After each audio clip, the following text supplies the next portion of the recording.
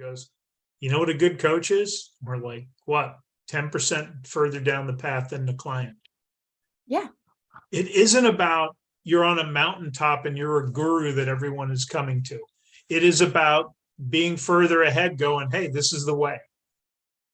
And I own and love the fact that I was a total asshole with my first divorce years ago. Now I own it. I was angry and did a lot of damage because of that, because I was a little whiny victim of what was done to me. That is the greatest gift that ever happened to me now, because when I work with men that are going through this stuff and trying to save a relationship, I talk about saving them from making the mistakes I made. Yeah. In my coaching with men, I talk about they're wandering through the forest of shit, shame, and pain. And I'm the drone up above who can tell them when to turn left, when to turn right. You can go left if you want here, but I'm telling you, there's a lot more pain and it's a longer path to get out of it. And, it's, to me, it's the greatest thing I can do for these men, because I learned the hard way and I paid a significant price, and I didn't need to pay that. And we see this, there's a man in one of the communities. We have a book, almost every man, we have almost every man read No More Mr. Nice Guy, because we're trying to please everybody. And it's such a problem. And he told one of the other coaches, I bought that book 15 years ago and got nothing out of it, because he wasn't ready.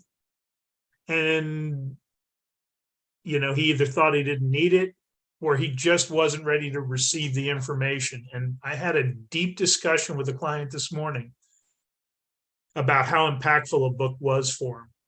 And we were discussing, I've had people go, what's the book list? I don't have a book list. Right. Depends on the individual. And I have had books where I've had clients go, that was the most transformational thing I've ever read. Right. And I've had them say in the next breath, if you'd have given me that 2 months ago, I would have thought it was stupid. Right. It is about figuring out what's best for them right now, where they're at. As we look at all of this, why not you? Why not be the one leading the way? And you're not a fraud, and I think, well, I don't want to be, just because you're the first one to do something doesn't mean there's anything wrong or anything to be feared of. What if you change your family tree? Yeah. So I don't know. I just kind of look at this and, I know when I first got into it, I was like, oh my gosh, who's going to take advice from me? And then I realized, hey, I've made all the mistakes. That isn't a negative. It was back when I was making them and I was clueless. It's the greatest gift I've ever been given, was that first divorce. And it's funny because it took a couple of years before I ever started thinking differently. And I was the whiny little thing. Yeah, I think there's an awareness that comes from having some tough experiences in life, that you have lessons you have to learn. The question is, are you willing to learn them when they present themselves? One of the things I think people start to acknowledge, I know I had to do this multiple times, was that, man, like, why does this keep happening to me? Whatever the thing is, why does this keep happening? Well, because I didn't learn the lesson the first time. So we do ourselves a really good service to say, okay, maybe I'm not ready to learn this right now. Maybe I don't have the capacity. Maybe I don't want to, or maybe I didn't even see it. Maybe I didn't catch it. But if you are supposed to learn that lesson, it's going to come back. And it's potentially going to be this reoccurring theme until you learn this lesson that you're supposed to learn. And I think that gets misconstrued as, well, I failed a lot. Well, you learned your lesson is what you learned. It just took you a little bit longer. And we all have lessons like that. My dad, I'm sure somebody heard this story, but my dad caught me crying in the garage one night, because my dad didn't like to see me cry. I don't think any dad likes to see their daughter cry. No. And he wanted to fix it, which he couldn't. And he said to me, life's about experiences, the good ones and the bad ones. You have to experience them in a certain order, even if you don't understand why at the time. And I actually wear it on my wrist every day. And I think that until you decide that you aren't in pursuit of a thing, I think actually this is your comment, in pursuit of a thing to have, but an experience and how it will adjust and change you, you will continue to get caught in this cycle of, am I fearing failure or am I fearing the success that I can have? And think about think of your top 10 greatest experiences in your life that brought you the most joy.